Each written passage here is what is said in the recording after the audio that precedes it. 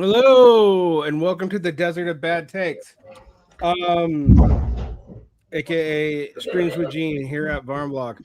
And we are talking about protests, how to deal with politics right now, and punditry. Uh, and I had a tweet. Ironically, my X account got hacked, and within 24 hours, I make a comment about protesters, and it leads to the most probably the most viral comment I've made. It got like 7,000 shares. What was the comment? I'm not on X very often. I have a lurker account, but I don't post. Yeah, all I said was, when you've been protesting for 5 decades, and particularly recently, and you haven't seen any success, it's hard to keep the habit up. Yeah, I mean, like people, I've seen a lot of people saying, why aren't there mass protests, et cetera, et cetera. I think perhaps that's something to do with it, but perhaps I think, people were kind of surprised about this war. And usually when you have a military conflict, there's kind of a build up to it. There's a case made in public. You have all of the rigmarole associated with that. There is a ramp up. It's not necessarily all orchestrated, but stories are fed to the newspapers, and certain think tanks begin arguing for certain policies. And even one of my colleagues here in Missouri noted to me he thought it was very strange that there was no case being made to the American public about why we need to enter into a war with Iran. And of course, people who were paying attention, were perhaps aware that something may happen, but given the fact that there was no lead up, I just think people were caught off guard, and so there's a kind of confusion. And then, of course, there is the point that you're making. There may be a bit of protest fatigue out there. People, I mean, I'm sure there have been protests so far. I haven't checked, but people are a little bit confused, disorientated. There's so much that's been happening recently that there's so much that people have been. You had these No Kings protests, which were apparently pretty big. I don't know. I didn't really see any of them, but I just think people are a little bit confused, disorientated, and perhaps, in a broader sense, have protest fatigue.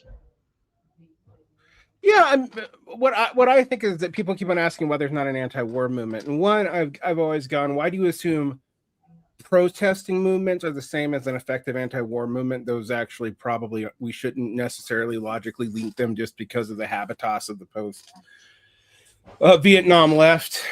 Even in the case of Vietnam, which is a place where approval for the war was very high in the beginning, but dropped off pretty significantly pretty quickly.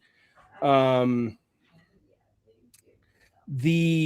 initial opposition to the war wasn't the campus protesters. It was actually mostly among older Korean vets, which is a fact that a lot of people miss when they tend to focus on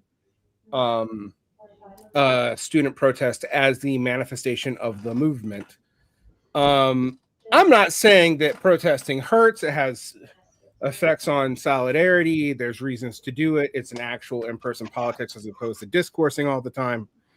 But we don't have any evidence that particularly on diffuse national foreign policy issues, it has any efficacy. It can have more efficacy on concentrated local issues, because you can have, like, if you're in Minnesota and your community is under attack, you can have nearly total community buy-in. That's not statistically likely to the point of nearly being impossible at a national level.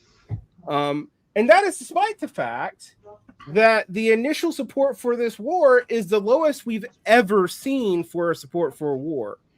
I mean, that's probably part of the reason why there's such disorientation, because usually you have large support for it, but they're just people just seem to be aghast. Now, I think, maybe we're reacting a little bit too early. I do wonder if over time, if this drags out, then there will be protests. But So it's perhaps even a little bit too early to say because we didn't have the kind of proper lead up to it, right? In the lead up to the Iraq War, some of the biggest protests happened before the war, didn't they? Yeah, they did. Because there was certainly in Britain it was the case. So there was like a strong movement directed at trying to like stop the war, the Stop the War coalition. It obviously failed, but it's like this war kind of came out of nowhere, right? And well, let's say it didn't come out of nowhere. I mean, you and I were talking about it, and it was kind of seemed a little bit inevitable over time. But I just think people. But you had to be paying attention, though. I mean, if you weren't paying attention to national politics, you didn't know. Exactly, and also like not everybody was even there was the protest at the beginning that most Americans didn't really follow that news. Of course, online discourse maybe give people a different perception of it. But I think, this was not super deep into the popular zeitgeist. So it just seemed... different online discourse handled it differently. Like it was all over X, both because, X is where the politicals go to fight with each other. Mm-hmm. And that's why it's like an organic, useful ground for political media. People don't realize that's why so many people use it is Facebook is pay to play. X is too, but much less so. Mm-hmm. And X is less censorious, even when it was under Jack Dorsey and definitely under Elon Musk. It's also now like randomly censorious and shitty, but it is what it is. Yeah, but it like if you were on X, you've been following this for a while, particularly if you were on like Marxist or MAGA X. Right, exactly. If you're on the right kind of X groups, then you're going to have, but also, everybody has their kind of bubble. So their bubble is bringing their, is creating a perception that everybody feels the same way. So, what can you really say about all this? But just there's a whole load of disorientation and confusion. And put on top of that, this war is extremely hard to follow directly. The censorship in the Gulf, the censorship in Israel, means censorship here, frankly. I mean, like, it's not really censorship here, but like, if you, I just checked all my news aggregators, mm-hmm. and they each had one article about the war in them, and in a total of like 30. Like, it's crazy compared to the beginnings of the Iraq War. Precisely because it hasn't had time to filter down into the normies.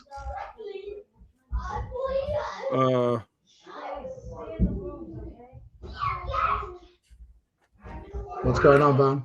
Nothing. I'm just thinking. 1 second, Varn. I have to go discipline some children. I'm gonna mute the mic. All right. I think, one of the things that I've been just interested in. Well, it's hard to get a lot of the reports that I've seen have been hard to verify anything on. Some of them have been flat out fake. Some of them I have verified. And it's hard to do. I mean, that thing about the Chinese calling for the opening of the Strait of Hormuz, that I verified. The thing about Iran putting mines in the strait, that I've verified. I have verified from external sources, the Middle Eastern sources, that there was an offer to let ships through the Strait of Hormuz who removed moved the Israeli and American ambassadors. I verified that, but that didn't end up mattering because of the mining operation. Last week you could get images of drone attacks in Iraqi Kurdistan, but now the Minister of Interior has closed that down as well. Mm. And of course, there's the proliferation, you may have talked about it, of AI images and people using real images and a lot of fake news going out there. I mean, there was this whole thing about sometimes there's real news with fake images too. It's very confusing. Like that was news going around that Itamar Ben Gvir had been killed by a missile strike. It's all very, very confusing. But on the other hand, in other ways, you can kind of follow how the war is going quite well, because you can see the THAAD batteries being disassembled in Korea. You can see the response of the Korean government to that. You can see the oil prices going up and down. You can see what the market thinks is going on, which is usually a good barometer of how information is being passed along. It all feels very, very kind of surreal as a war. I have been getting my war news mostly from international business people, and not even the international business press anymore, except for the Financial Times. The Economist and the Wall Street Journal have been shit on this. And, I remember Chomsky used to go, you could trust the Wall Street Journal's reporting. You can't anymore. But the financial people are still quite honest about what is going on with, some potential problems. We have some, they're not like scream yet, but if this goes on and the Strait of Hormuz stays closed, we're going to have a helium problem. We're going to have a nitrogen problem. We're already seeing the reallocation of gas everywhere. There's been both leftists and rightists trying to spin this as some kind of coherent plan, but since the strategy seems to change by the day, and the strikes seem to be led by AI, and the Pentagon outright admitted it. Yeah, it seems that was a strategy and an objective, but that strategy and objective was not achieved. So now we're moving on to a new phase of a strategy objective. So what was the initial strategy and objective? Well, it was to affect some kind of regime change, or at least force the existing regime to become a compliant regime. There's reporting that has been, to eliminate the Navy and also to remove all nuclear capacity. I don't know how you do that, Djene, without because there's the only given strategy was maximalist, with the exception of regime change or compliant regime, which they seem variant on. Everything else was, the most you could ask for. And then you have Trump talking about unconditional surrender, and then you have him saying stuff like "we've already won," or "it's the war is over," but it isn't. It's like, so there's a couple of scenarios that might play out, that the United States and Israel are able to take out so much of Iran's ability to fire missiles and launch drones that even if Iran doesn't want to surrender, they become like the knight in the Holy Grail, with all their limbs chopped off, just wailing for a fight, but no ability to strike the Gulf or to strike Iraq or to strike Israel. That's a very optimistic scenario. In that case, they could try and sue for some kind of deal, or they could kind of just keep an open state of war, which they can't really do much about, but remains a perennial kind of concern. I don't know how that would work, but that's one outcome. The other outcome could be that they kind of sue for a deal, but for them, for the Iranians, and this is borne out literally by what the Iranians say on their TV, is that they are out for a long war, right? They have been storing away this stuff. They've been very well aware of the American, strategy. They haven't trusted the diplomacy for a while, because we've kind of struck during diplomacy before, which has kind of made it seem to the regime that, like, whatever they do, there's nothing that they can kind of do to make peace with Americans, so they have to inflict some kind of strategic defeat on them. And I guess that means like fighting so as long enough to tank the US economy and, of course, weaken the Trump administration at home so that it pulls out. I don't know exactly. Maybe they're aiming to get to such a point that even if Israel is inflicting a lot of harm on them, they've run out of these interceptors, and then suddenly Israel is actually taking serious damage. Again, because of the censorship in Israel, we don't know yet what this is. We don't know even properly about the military casualties, because those are not coming out in an orderly fashion. So the Iranians have a reason to like stretch this conflict out. They're very clear about that, and clearly the Arabs weren't behind it. I was suspecting that Saudi Arabia may have been pushing this. There was some reporting on that behalf, but it seems to me that through proxies, I mean, nobody in Saudi media or no Saudi or Gulf billionaire is talking without the permission of the government, but they're saying they are kind of unhappy with this situation. They're concerned. They feel like that Israel is being prioritized over them. You've had some with even stronger arguments saying that we should perhaps push the Americans out or reduce their presence. I mean, you had the phenomenon. I think it was 2 days ago or yesterday.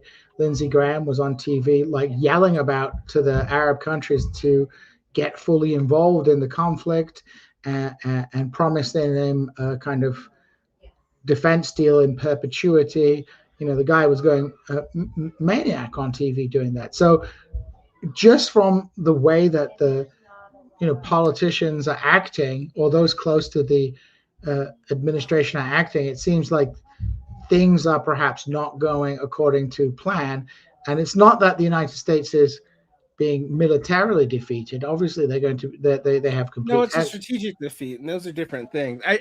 I think that a lot of times when we talk about Americans' military versus strategic defeats, it's hard for people to separate them. For example, Iraq and Afghanistan were strategic defeats. They were military. Well, I don't want to say they were military victories, although the initial government, regime change did happen in both cases. But in Iraq, that you could say that it wasn't a defeat because at least they still had bases at the end of the day. Right. But in Afghanistan, they didn't. No, Afghanistan, it's a total strategic defeat, right? Like, maybe even that one you might even. I mean, it's the borderline between a military defeat, but like, no, I mean we've had 150 casualties and like 8 dead, and if you like think about historical numbers of dead in American military campaigns, it is usually much higher. Although, not so much with bombing runs. However, if there's a boots on the ground situation, the casualties and fatalities are going to like ramp up fairly quickly. They're like Iran is a mountainous country. It's not. It's got a very large population.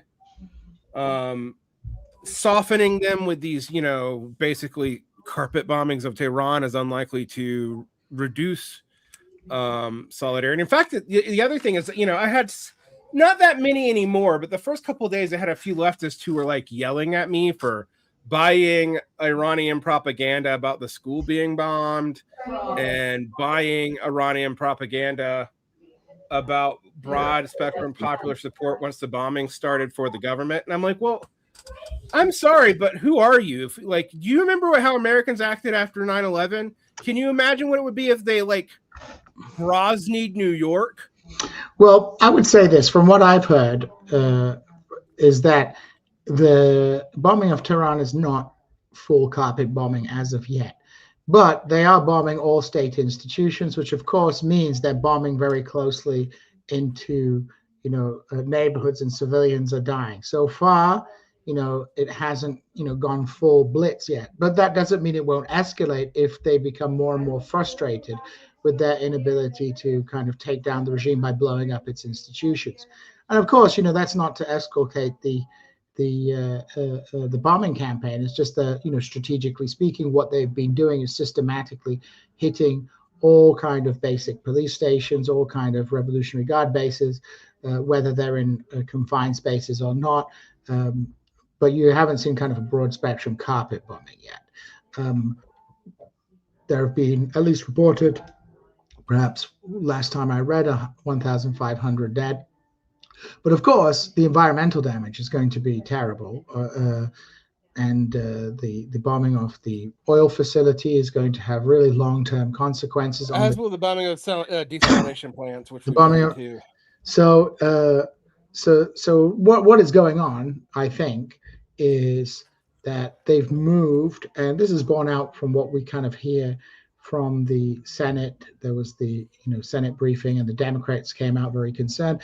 It seems that they've moved from this regime change operation to a botched regime change operation, or regime compliance operation, however you want to put it. I think Trump's pragmatic, so he wouldn't mind what happens so long as they follow his rules. And towards an attempt to try and demilitarize Iran by destroying its war industries, by destroying its missile capacity. But this is all going to be quite difficult and take quite a while.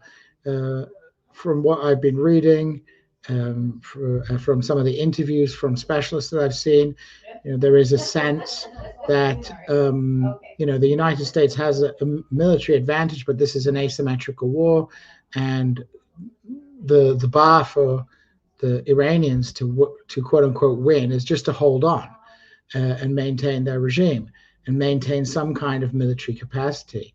So, what does the United States have to do? There is a whole load of weaponry and stuff all up in the northeast of Iran and Afghanistan, which I'm not sure the Americans can actually at the moment hit directly.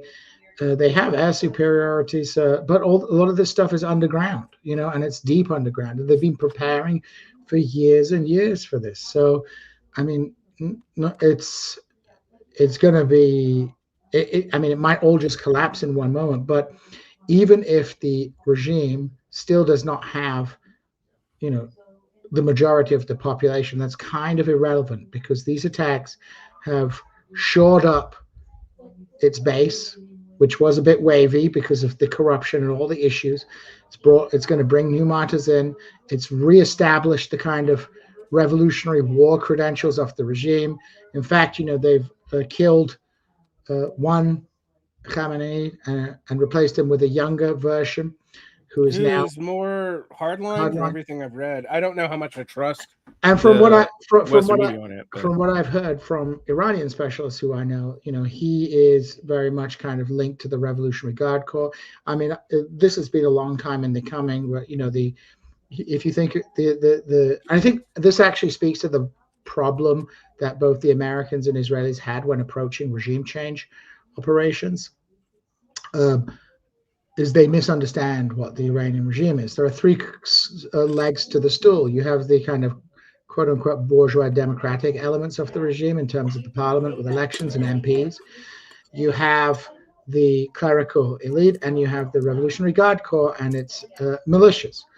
And, all throughout the history, there's obviously been toing and throwing between various factions within this thing. But what seems to have happened, if it is true that the new supreme leader is a thing of the Revolutionary Guard, is more of a kind of has less authority over them, as more of a kind of symbolic spokesman for the Revolutionary Guard. I think we have like a military oligarchy in charge of the country, and we'll be seeing maybe elements of the bureaucracy and the foreign ministry being brought together in this kind of new political this new political regime, which is kind of a lot more military dominated, and a regime that is determined to fight because it sees this as an existential threat. It's not like they think there's a kind of way out for them. There's definitely a belief that even if they call a ceasefire now, they're just going to give the Americans and the Israelis time to restock their weapons, and they'll come at them all over again. And that will they'll end up like Gaza used to be. You'd have mowing the lawn operations every so often. What I think the problem is, I think the Americans especially, but also the Israelis, it seems, have totally misunderstood how weak the regime was. Perhaps viewed it so much more as a kind of Oriental despotism, that if you just took the top layers off, you could kind of change. I mean, Trump even said something about Reza Pahlavi coming back and working with the patriotic elements of the Revolutionary Guard at one point. I think they had all kinds of scenarios in mind, none of which were connected with reality. I saw this guy Pape from the University of Chicago giving an interview. Robert Pape. Yeah. Robert, and he made a point about the Kosovo air campaign, and said that Clinton in the first wave targeted Milosevic and the quote unquote cronies of his regime, but they found that the regime was more resilient than that. Even at the beginning of the Iraq War, they tried to do a decapitation strike on Saddam Hussein, and his family didn't work. So I think there is kind of a little bit of an ideological delusion about uh, how strong the regime was, even after the phases of repression. Because yes, you have like a very discontented, secular middle class. A great deal of copium taking place amongst them at the moment about where this regime is going.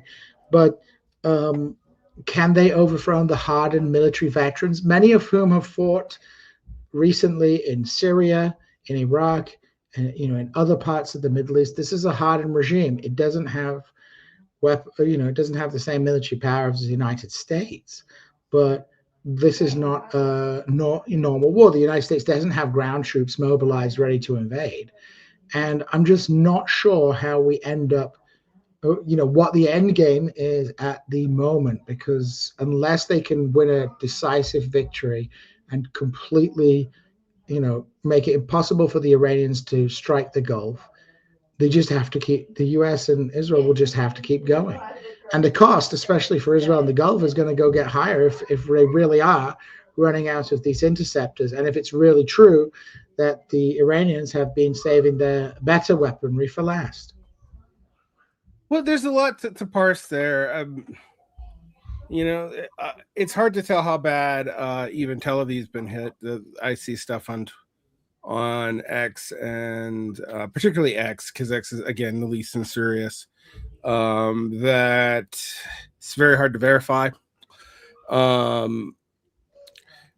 think one thing we can ask ourselves in pretty stark distinction is, we know that the president has made it clear that he's like not making a big deal out of American casualties in a way that might backfire on him domestically.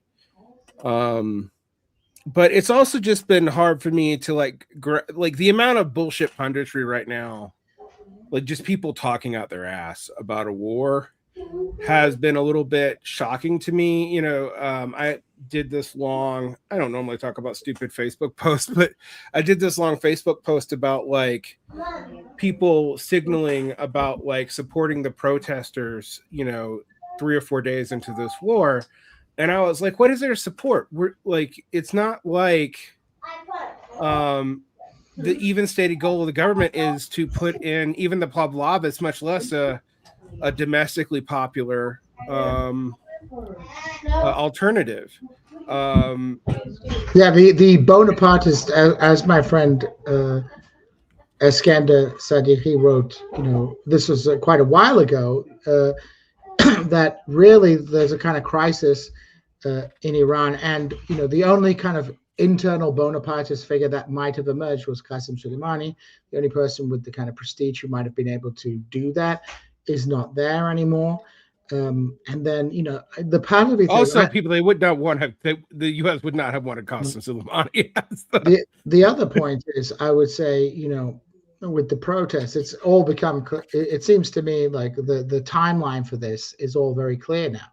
So you have, in a way, you have Trump and the Israelis working slightly at variance. Trump is satisfied with a kind of soft regime change where the regime stays in place, but I don't think that's exactly what the Israelis wanted. I think they were definitely trying to promote Reza Pahlavi as an alternative. He visited Israel after October the 7th, I think, and it was definitely in 2023. He was feted quite well. He kissed the wall, did all the things that you do when you go to Israel.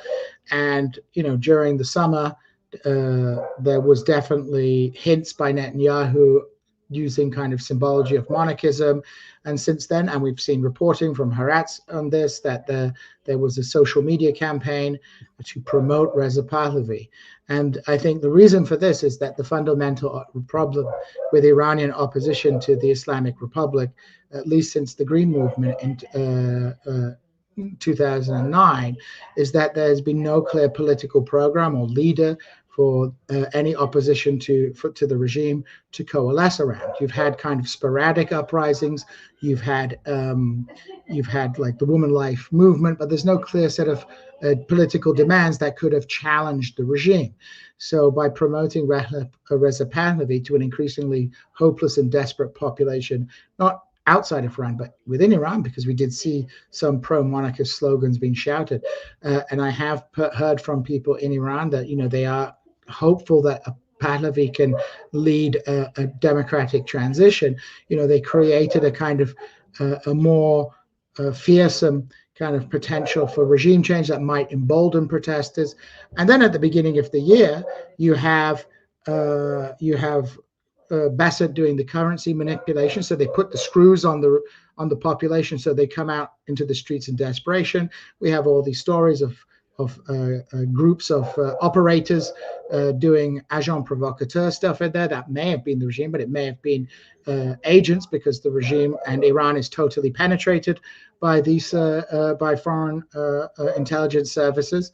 And I think what happened is that this kind of plan may have been pitched as a kind of reverse 1979, that you have like a kind of escalating series of protests that will culminate in Reza Pahlavi being flown into Tehran in a kind of symbolic reversal of Khomeini's return.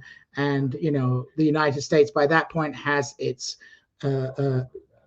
assets in place, and they kind of impose a regime change of some sort or the other. I think that's perhaps what was going on at the time, if there was a kind of coherent plan behind it. It may sound a bit conspiratorial, but regime change operations are operations. I did find it very weird that Mike Pompeo said, go the protesters and all the Mossad agents next to you. I was like, are these people going nuts? But perhaps that was kind of more deliberate to stoke the paranoia of the regime, to embolden protesters, because people in Iran have become extremely desperate. The economic conditions are extremely hard, and you try and force them on the street to force regime change, but it doesn't work. And perhaps they miscalculated about how hard and how quickly the regime would be able to put down any opposition. Assuming we can trust anything out of this government and the trusting the plan logic, we have some former friends who stick by this a lot. We won't mention them by name, but we might discuss them indirectly. It's very hard for me to grok when I don't understand what the plan after the initial attempt at beheading was, because it does not seem like militarily we prepared for a long war, even though we were building up for this for months. It does not seem like there was any attempt to build up manufactured consent for this war beyond the playing off the protests and trying to do that, operate that way. It very much seems that the administration seems to have thought that you could just run this fast, blindside it like they did Venezuela, and move on, or if not move on, have a very short war. Mm-hmm. I mean, I think Venezuela is absolutely imperative to understand why Trump, who is ultimately the decider, goes with this, right? Because there has been reporting that he was sold on this as a Venezuela-style operation, and Venezuela went swimmingly. And as we know, a lot of things in politics are luck, and Trump's kind of been lucky, right? He did the tariffs. Everyone said it would crash the economy. It wasn't great, but at the end of the day, the line went back up, didn't it? And then you have Venezuela. It goes perfectly. It's a proof of concept. So I think probably. And again, I'm guessing here, sometime in December, they thought, okay, let's make a move on Iran. Let's try and move in there. They know the regime is weak to a certain degree. It's totally infiltrated because of the regime's lack of legitimacy. So they have good intelligence on there. But they underestimated underestimated its resilience, because it doesn't seem as infiltrated now. That's one thing I would say. Like the Iranians seem to have found the infiltration pretty quickly. I mean, that's what it is. They burned all their assets, didn't they? You burn through your assets when you're doing that. So I think that they've, now that America's been dragged into it and regime change is not on the cards, Israel and the United States are going for kind of this demilitarization to try and destroy Iran's military capacity, and perhaps provoke some kind of civil war. But I think it's hard to, underestimate how rooted in the regime is amongst its supporters and how willing they are to fight to the death. You only need to be 20, 25, 30% of the population, but you have all the guns and you have all the military organization. No one's going to be able to oppose you. So, that's why they were doing that psychological operation to drag Kurds into the war midweek, which was the most blatant psychological operation I'd ever seen. This CIA is bad at its job. Yeah, actually, like the fact that they're trying to run that stuff through mainstream media in the Americas first before they even seemingly done the appeals, because from the statements from various Kurdish leaders and whatnot, they weren't all that reached out to before they started leaking it.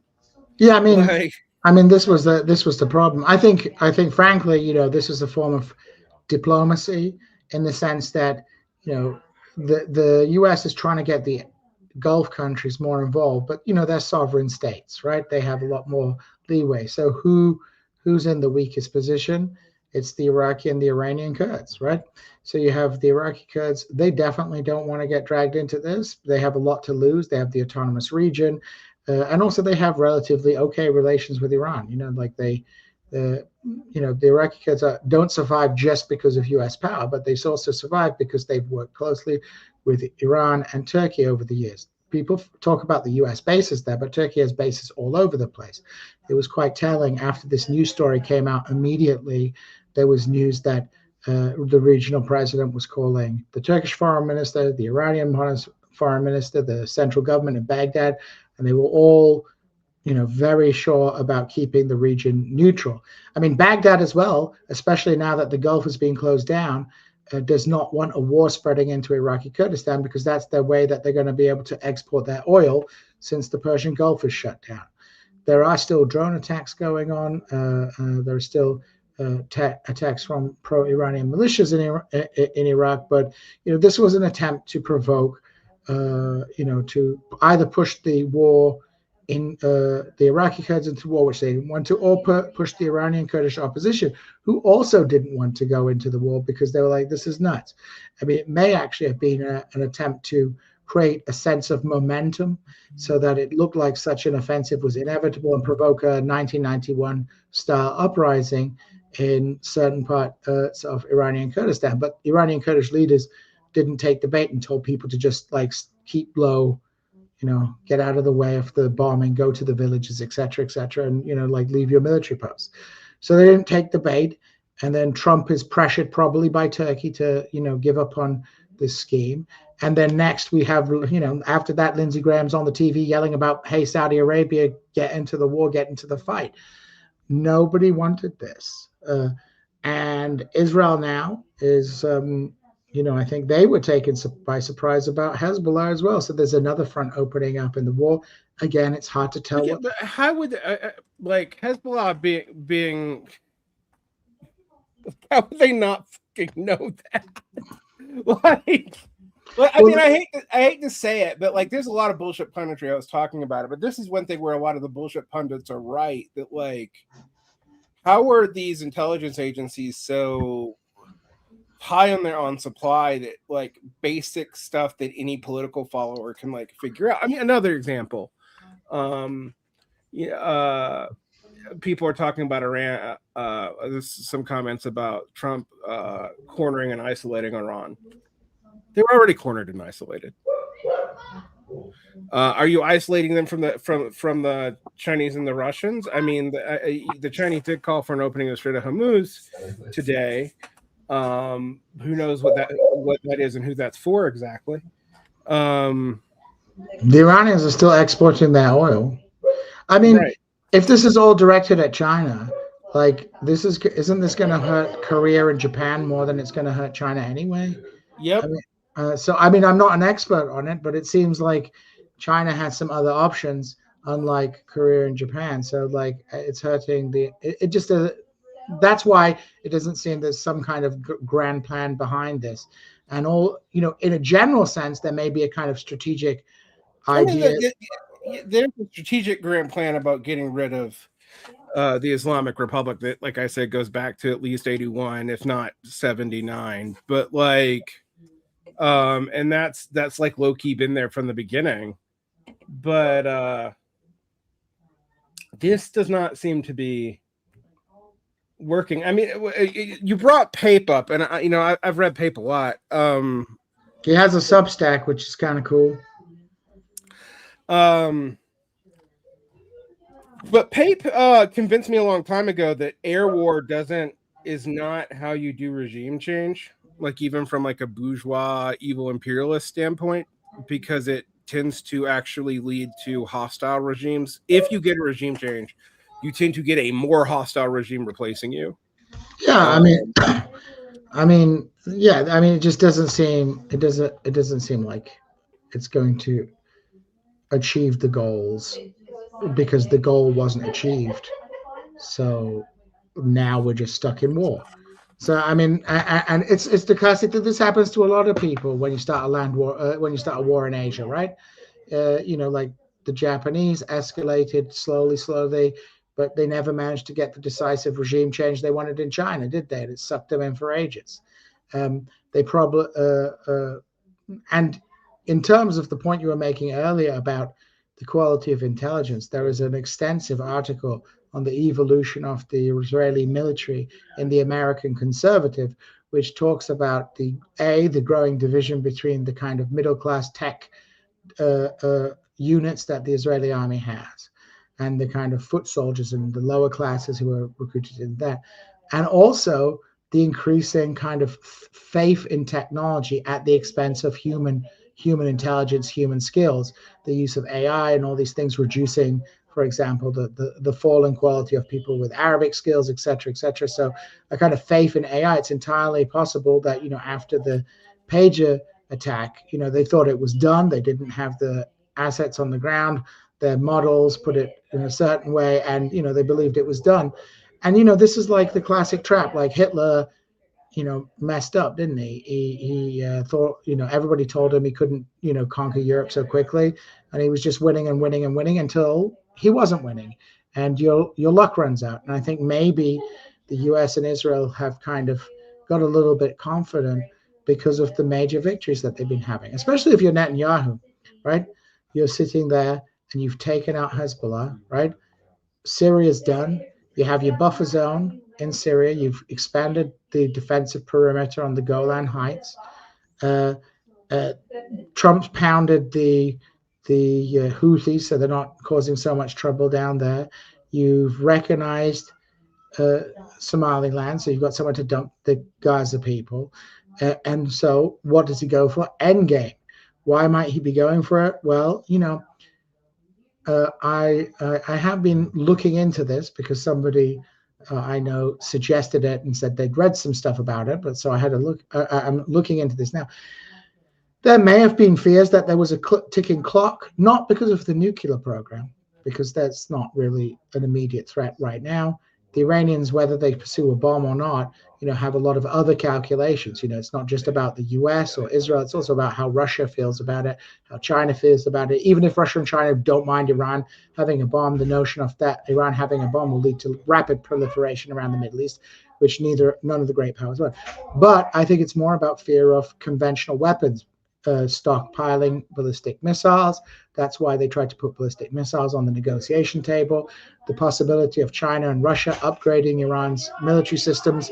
And so there's a kind of ticking time bomb, a ticking time, a lot like one of the things that pushed Germany into war with Russia during the First World War, amongst many other factors, was fear that the Russians were going through a massive military modernization, and this would diminish the edge of the Russian Empire, the German Empire over the Russian Empire. So that may have been a ticking clock. Maybe Netanyahu is like, okay, we've got this Trump administration. We might as well do as much as we can with the Trump administration because we might not get a friendly administration. We've burned through our political. They probably almost certainly won't now. I mean, I'm not saying the Zionist influence in the United States is going to stop anytime soon, but when you have people like normally willing to shield for Zionists like Gavin Newsom, like picking up anti-Zionist talking points, you know that they're going to at least have to superficially push back more. They have to at least go back to Obama levels of pushback on Israel. Yeah. I mean, I think maybe there's a realization that the complete hegemony of pro-Israeli opinion, because it gets a little bit cultish at times. You had that congressman dressing up in IDF uniforms. You had, all a little bit cultish. Being feels very cultish. You have Ted Cruz. I mean, Lindsey Graham was professing his endless, like loyalty to Israel on the TV. But I don't think that's going to last. And I think it's entirely possible that you will have a much more, Israel skeptic element within the American political elite within one or two electoral cycles. What do you think about Europe in this regard? Because, I mean, we already have the tension between Germany and Spain over this. Although Germany has been signaling wild shit. Like one day they're signaling they'll support an embargo against a fellow EU member, which is objectively insane and would actually probably end the EU. The next day they are walking that back a little bit, but they're saying they're going to support the war. And then like by the middle of the week, they're saying they're going to pull all of their gold out of Fort Knox. Well, I think what you have is like a European political elite, which still has NATO brain. And so, you have some people who are perhaps more on the Mark Carney route and are like, okay, let's plan for the post-America future. And then you have the Germans who are still like, we can make it work, guys. We can make it work. So I think the Europeans are all over the place. I mean, in the British political elite, I think its instinct is to be pro-American, but I think there's a lot of pushback on that. The Labour government didn't Keir Starmer like promise not to get aid and then back out immediately? Like, yeah, I think I don't know if it's politically palatable. I haven't followed it so closely, but this would most certainly be even more. The only group that seems to be really into this is the Reform people, but this might actually end up working against them. It's all going to come down to whether or not this will last for a long time. I saw one of the Iranian commentators saying that they're planning to get it all the way up to the midterms, and which I'm sure certain of our friends will believe implies that they have joined the Democratic Party. But it's going to be interesting. It's going to be, I think, an interesting primary season in terms of who wins, in terms of, and I'm actually much more interested in what happens in the Republican Party primaries, because will we end up with more Thomas Massey type people coming to power? As of right now, so what is happening in Texas is an interesting indication that the moderate GOP is losing, but the Democrats seem to be gaining real ground in a state that is highly gerrymandered against them. And it's hard to say right now, and it also seems like the SAVE Act is dead, so that attempt to make everyone re-register the vote a few months before the election is gone. People wonder why I say the SAVE Act is dead. It's because the Senate's going to have an actual up or down vote, and Thune has just said they're not getting rid of the filibuster because the GOP knows if they got rid of the filibuster, as soon as the Democratic administration comes in, every one of their platforms is gone. You also, if you get rid of the filibuster, it's harder to deal with, BS like whatever Joe Manchin was doing in the past. And Fetterman will be doing in the future. Yeah. Unless he actually goes full vegetable. I mean, but the thing about Fetterman is, I just want to point out how much capital the Bernie people wasted on that motherfucker. Talking about that, do you think actually now, if Platner had not covered up his tattoo, he would be doing better in the election, given the sentiment towards Israel at the moment? No idea. I mean, the funny thing is, there are many things about Platner's background that concern me, but the tattoo just strikes me as stupid military bullshit. I mean, like, even if he was a fascist at one point in his life, I would, haven't we all? I mean, Djene, okay, let's not get into Varn's dark past. I've never been a fascist. I've never been a racialist, but American history X Varn. It's hard for a white passing mixed race mongrel, like part North African, part Jew, part Bulgarian, mostly Scotch Irish, definitely not Protestant person to kind of get into Nazi stuff. It's a little bit hard. Not today. Not today. They're way more way more open today. Well, they are. It's like they don't have like some kind of Mexican in charge of the Proud Boys now or whatever. I don't know. Yeah, I mean, look, also there's been a lot of forays on the alt-right about feelings about Israel are actually an interesting divider amongst the alt-right 5 years ago, because there were a lot of quasi pro-Israeli white nationalists. Right.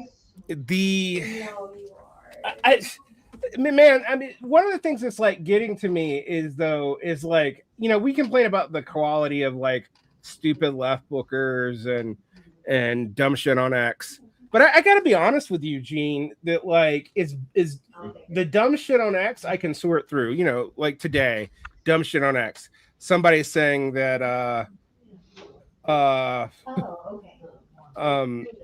Trump is considering pardon Assange and Snowden and making them like intelligence analysts, which I'm like, there's no fucking way. What? But the thing about the shit on X though is like most people can kind of sort it out, right? Right. Yeah. Eventually, the community notes usually do somewhat work, believe it or not. But I'm hearing a lot of dumb shit in just regular old mainstream media, and that's more baffling to me. I don't think there's a lot of support for this war, although the Democrats have been special. I mean, they've kind of made it go away this week. They were still trying to fight the Kristi Noem Epstein stuff and talking points to distract from the fact that like their War Powers Act seems to have been strategically botched by Fetterman, but they seem to have known it was going to get botched, and there is not an insignificant amount of them who seem to be willing to support funding for this war, despite the fact that like their constituency has like there's literally more people who are Democrats who believe that the 2020 election was stolen than there are Democrats who support this war. That's insane. But that may cost them. I think, I think people perhaps, and again, the proof will be in the pudding. I think the Democratic base is definitely not in the same mood. And also it's a lot easier to promote. Like there's a kind of situation where so long as you have some money to get your message out there, having tons of money against you doesn't, there's a diminishing returns for having loads of money against you. You just need, and people can get the information now. I mean, I think this war is also accelerating the collapse of mainstream media. Oh yeah, for sure. I mean, look, legacy media doesn't make sense that much now anyway. But like most people, I'm not sure that I love what's going to replace it. But like it's been, since Barry Wise took over CBS, since like Larry Ellison has been doing his bullshit. Whatever he's doing, yeah. Yeah. There's been a very right-wing turn in popular media, and people and aren't. it doesn't matter. Like, it does not matter at all. No, because people aren't. They just turn it off. Like the people who are watching it just turn it off and watch something else now. But I do wonder what people will be watching. I mean, what will they be watching instead? And because a lot of the, let's say, YouTube stuff relies on kind of feeding off actual journalism to do the commentary, right? All right. So I mean, I'll tell you one of the things that I noticed, and this is a more long durée thing. So let's take a journalist, a real serious journalist, someone who I don't always love, but I think when he does actual reporting and not commentary, he's good, and that is Glenn Greenwald, right? Glenn Greenwald. Glenn Greenwald. Yeah. But when Greenwald's doing a war, even his commentary is good. But since he moved to Substack, he started getting into like culture war bullshit like mad. Mm-hmm. Right? Because he doesn't, it's not just because that gets you a lot of clicks on social media, which it does. It's also because you don't have to have anyone patronizing you to go travel to do anything. To do culture war bullshit. You just get on X, look at what stupid fights are happening that day, turn it into an article, and go about your day. You become a treat stenographer, which is what a lot of journalism was from like 2018 to 2020 to 2022. Yeah. Gaza changed that a little bit. This is probably going to change it a lot. The issue is like, let's say we do have this non-mainstream, no legacy media. Who has the money to get access to shit now? I mean, that's the question that you're going to have to ask yourself about this future going forward. Yeah, I mean, everything is subscription based. And so, you have to go. I mean, I have a university account and I can go to the library, but, if you just want to read something, it can be quite difficult. Yeah, it's going to be a very weird, fragmented mediascape. And it's one of the many ways in which the future actually looks weirdly like the past, in that it looks like the 19th century, except people are addicted to it. The one thing that changes that is AI is highly centralized and easily controlled because it's highly centralized.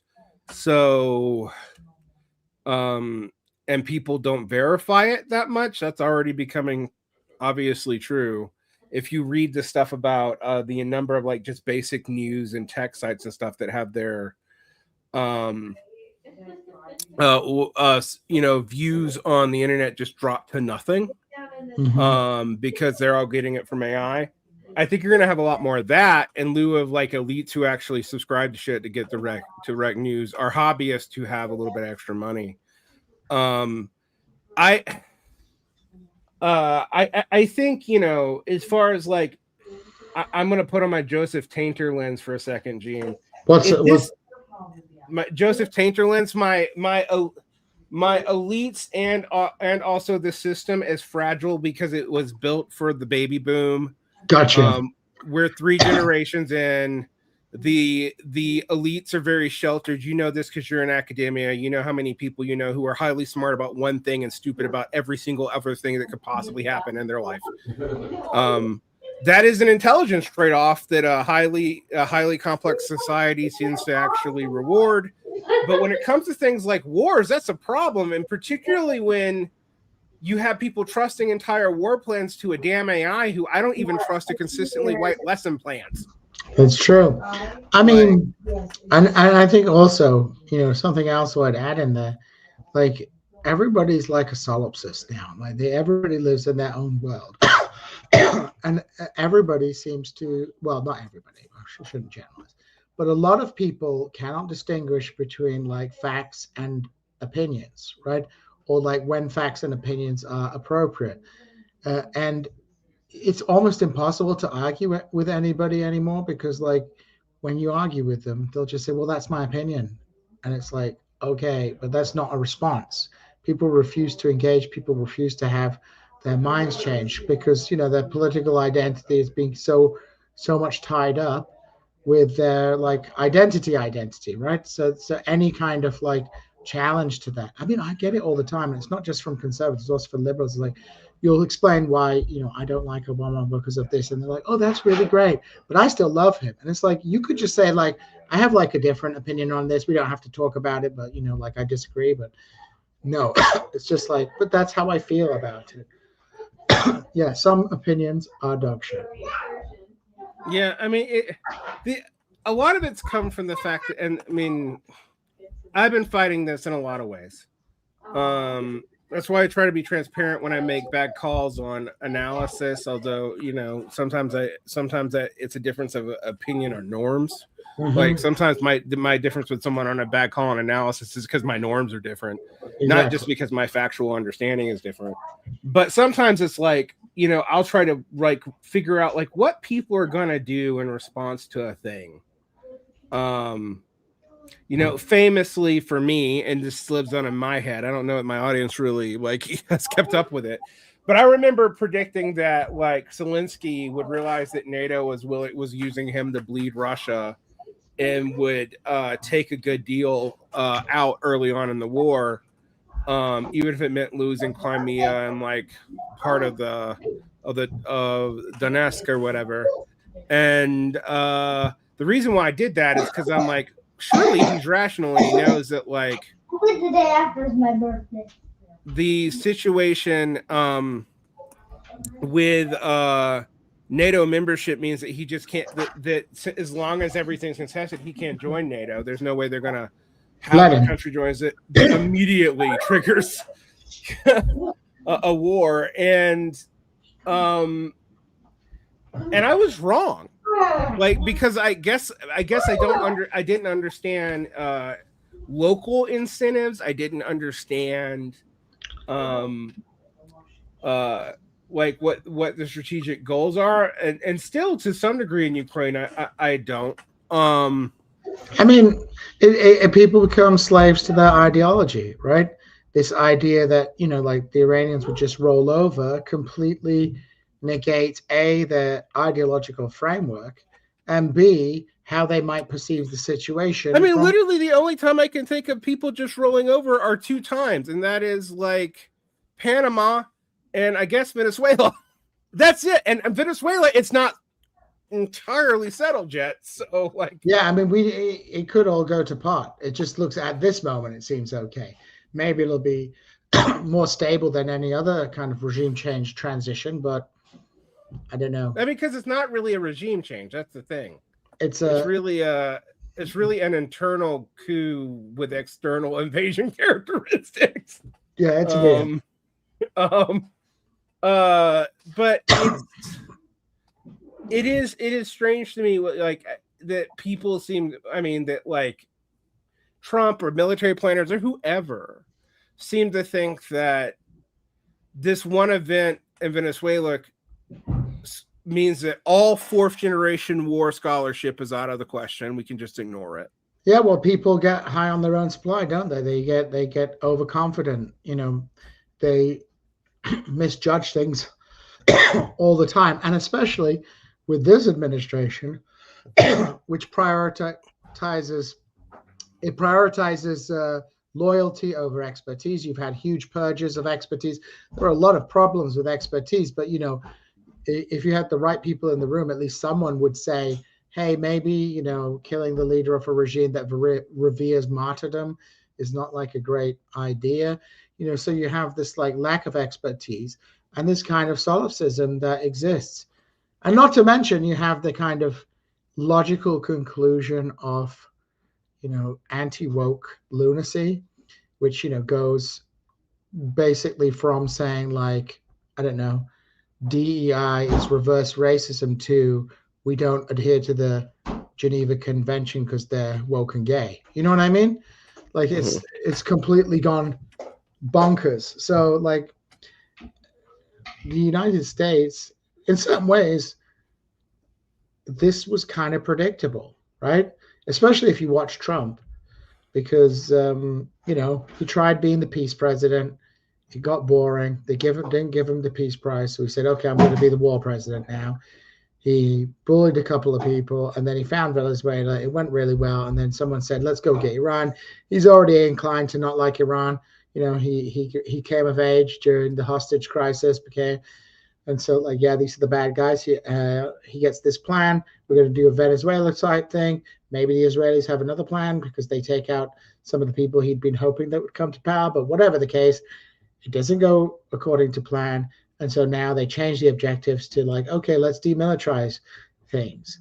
And the question, and I read a good article in War on the Rocks, which talked about the role of Israel.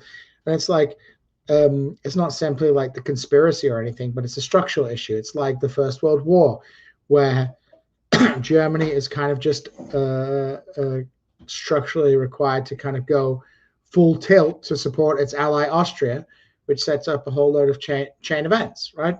Mm-hmm. So previously, just like Otto von Bismarck had acted to restrain Austria, you know, the Kaiser and his guys don't. Just like Obama and previous administrations had, you know, obviously been very close to Israel, but had put limits on Israel. Yeah, the tiniest of governors on their accelerator. Like, so now, I mean, the only time I can think of Trump really putting his foot down was when they bombed Qatar, because I think he was upset about that because they'd just given him a plane. Yeah, one of the things I think we have to look at is how long capital is going to take this, because I'm trying to figure, you know, one of the questions that is an open division both within Marxism and between Marxists and other leftists is how much does the state emerge as independent of bourgeois concerns, even though it is made up of them, or is just a tool of bourgeois concerns? Is it a settler of fights between the bourgeoisie, et cetera, et cetera, et cetera, right? And it has seemed that Trump has done a lot of things that are deleterious to all but the most parasitical rentier capital. Yeah, I mean, he's kind of like he has like some vague political instincts, right? He likes winning. He likes to be popular. He likes, I don't know, he thinks nation building is lame, but his vision of imperialism is like extractive. Like, you do what I say, we're the biggest kid on the block. You know, he has those kind of instincts. He's kind of not detail orientated. He has a vision of how politics should work, which is kind of transactional. And he's also likes to be unpredictable. He's also kind of changes his mind a lot and doesn't like taking responsibility and blaming other people when things go wrong. So those kind of things, you put them together, there is a kind of predictable, in a way, worldview, but it's kind of predictable and it's unpredictable. It's unpredictability. Because Trump could just go like, oh, this looks really bad. I'm getting out of it because I saw it on TV and I don't like it. The thing is, I don't know that he can't. Like, this is the issue. Yeah, he's cut because he's been so successful, and because probably he comes from a wealthy background where he kind of gets his way all the time. Like, he's had this kind of feeling of enormous agency in his life, and the fact that he perhaps can't end the war on his terms at the moment is him coming up at the edge of his agency. Like, he was overconfident when they did the bombing in the summer. You know, it started, it stopped, and he was the guy who started and stopped it, right? It gave him an illusion of control. When they did Venezuela, he called the shots. It was done. He has the illusion of control. But now we're in a conflict where he's not the only one with like a significant degree of agency. What he saw as having control in the summer when the Iranians didn't fully retaliate was the Iranians making a tactical decision.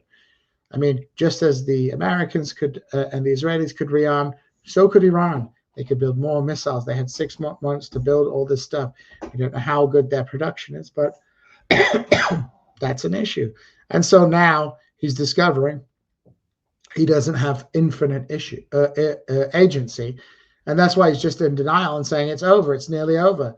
Maybe he's telling the truth, but maybe it's just copium. There's a lot of people out there who want to think that there's a grand plan and that Trump, has full control of the situation. But it just seems to me from the way that the war has gone since the first couple of strikes, there is no plan. No one can articulate a clear plan. Everybody's, acting like there's 10D chess going on. Rubio says it's Israel. Cotton says it's Israel. Mike Johnson says it's Israel, but then Trump says no, it was him who did it. Then it's about regime change. Then it's not about regime change. Then it's about the nuclear issue. All these reasons keep getting spit out precisely because the objective was not achieved. And now you've been dragged into a war because the Iranians also have a say, so long as they have the military capacity, on how long this will last. And they know the Americans have supply problems. And they are hoping they can last long enough to start really inflicting pain and maybe even driving Trump from office. Yeah, I mean, what is interesting also, there's been a lot of observations of MAGA types recently, and they're like, oh, they're mostly for the war. And I said this is what we call the reduction effect, as when you reduce your support down, the only people left are the most diehard people in the first place. And yeah, I mean, there's probably about 70% of Republicans who are basically ditto head seals for whoever's in the nominal lead. I mean, they were some of them for George W. Bush. I mean, he left office with like what, 20%? That's like one in five people. 1 in 5 people, after everything that happened, were like, yeah, this is our guy. Yeah, I mean, so it's going to be interesting where this all goes. I think, my thing about it is Trump just tries to pull out now, and the strait stays closed. Then, I mean, you have people think it's just high gas prices, but it's gonna, like I said, helium. So it's high everything. You have to drive things right with trucks, like whatever it is. Well, yeah, but it's like also if you think you have a chip shortage in after COVID, if you don't have helium, your chip shortage is massive. Like they basically can't manufacture them, and there's no replacement element for that. It's a real mess. You're gonna have similar problems with fertilizer. Fertilizer prices have already jumped through the roof, which means food prices are going to go up again. Maybe we'll get some famines. Yeah, I mean, and that's I mean, fertilizer costs have gone up a lot in the United States, which is relatively food secure. Can you imagine what it's going to do to like North Africa? Even parts of Europe. It's going to be a major issue. You're going to see a complete rewriting of trade. I mean, like again, already. I mean, this is why I say it's the American Suez. Not that America's going to kind of end as a major power, but like there are if this war lasts, and I say a big if because we don't know what the heck's going on because of war propaganda, but if the Iranians can drag it out, let's say they can drag it out for 4 months, right? Mm-hmm. Then, the limits of American power are exposed. You're the Gulf countries, you're like, this Americans are a liability, right? Saudi Arabia, they might, turn to Saudi Arabia. Definitely there won't be the same relationship because the Americans see it as a liability. So I think there'll be more and more kind of assertive pushes to get the Americans to reduce their presence in the Middle East.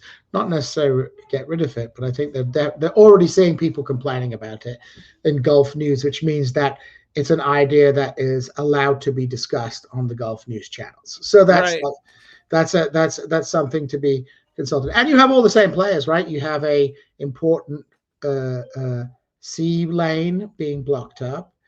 You have the perfidious Israelis being involved in it, causing a casus belli. And then you have a great power overestimating its ability to control not so much the military situation, but the diplomatic and economic fallout of this.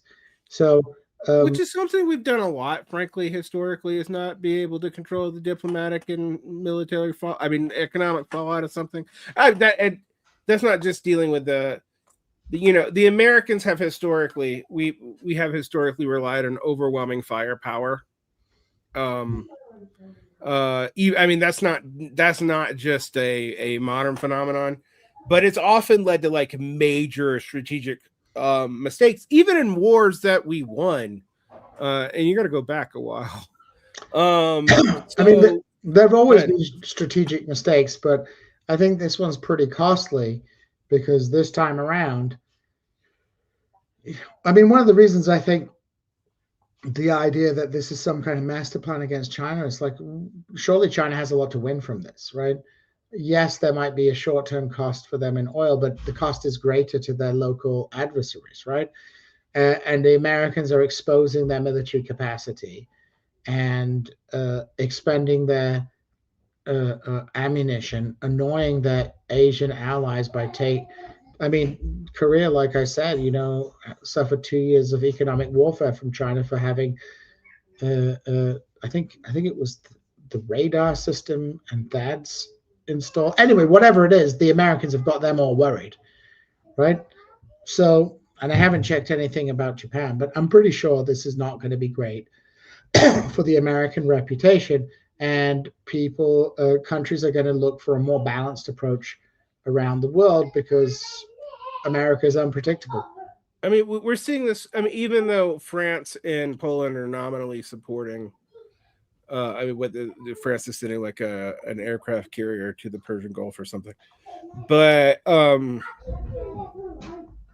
you also saw the very same day that was announced, like Macron call for more militarily independent Europe for upping the nuclear capacity because the SMART treaty sunset. For those of you know, that was a non-proliferation treaty. It's no longer in play. And even for some of those nukes to be transferred to Poland. So it's gonna get interesting.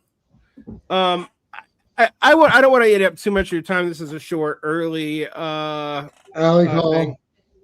but it's been grim. I'm just observing. Everybody's hoping. I would just like this all to stop, to be honest, as quickly as possible, and things to go back to some kind of relative stability. But I guess it's not. And so, God knows what's going to happen. So I'll continue to monitor the situation. Yeah, I am now reading rooms. I would tell some people, you mentioned War in the Rocks. That's one of the 2 sources on conflict I listen to get multiple perspectives on what is going on. I read them and I listen to their podcast. I suggest that Marxist, no matter what you think, even if you think a lot of people on there are propagandists, that you listen to it. Also, if you want to find out, look at they have English language newspapers all over the region, all over the world. Look at what they're saying in different. Mideast Monitor. Al Jazeera everyone knows about, but Mideast Monitor. What's some other good ones? No, but even the propaganda ones, they have the Kurdish ones, like Rudal English. But there's Channel 8. These are all Iraqi chat ones that are in English. So you got to get translated pieces from the Kurdish or Iraqi presses. Look at the English newspapers in the Gulf. Read between the lines, what are they actually saying? It's going to be interesting what the kind of terms of the debate will be. The Cradle, if you want to get the Ba'athist perspective, that's very much an anti-imperialist thing. It's good to look at all those sources. Like I always say, you can find good journalism everywhere and bad journalism everywhere, and obviously there are better sources and worse sources. But sometimes the bad journalism can tell you as much as the good journalism. Yeah, it can. It gives you a good way to read what different factions are thinking anyway.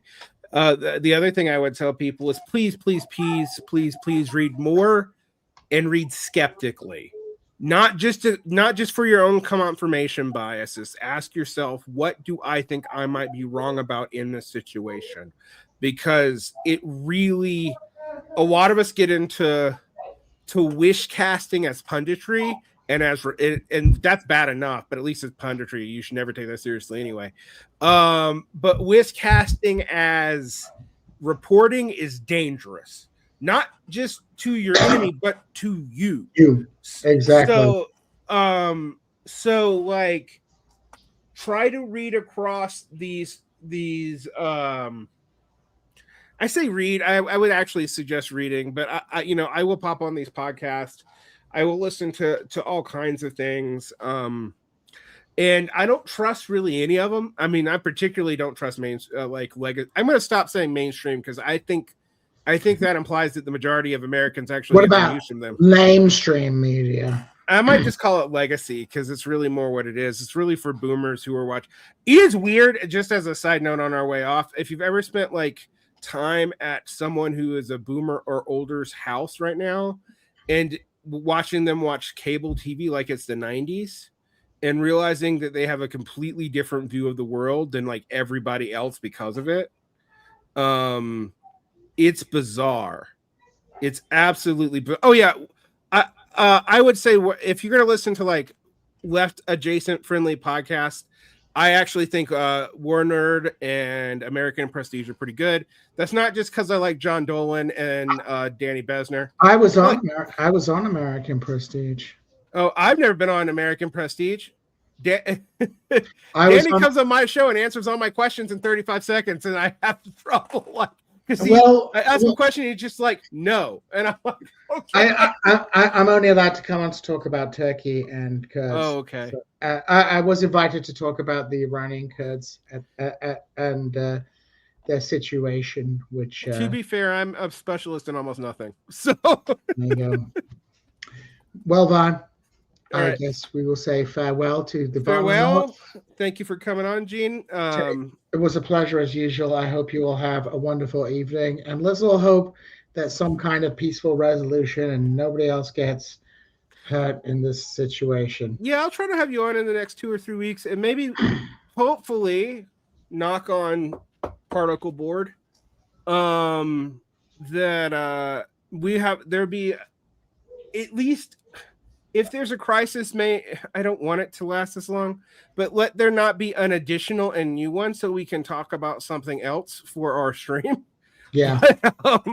But as long as there's something going on, I'll have you on the horn. Take care. Take care, buddy. Bye-bye. Bye.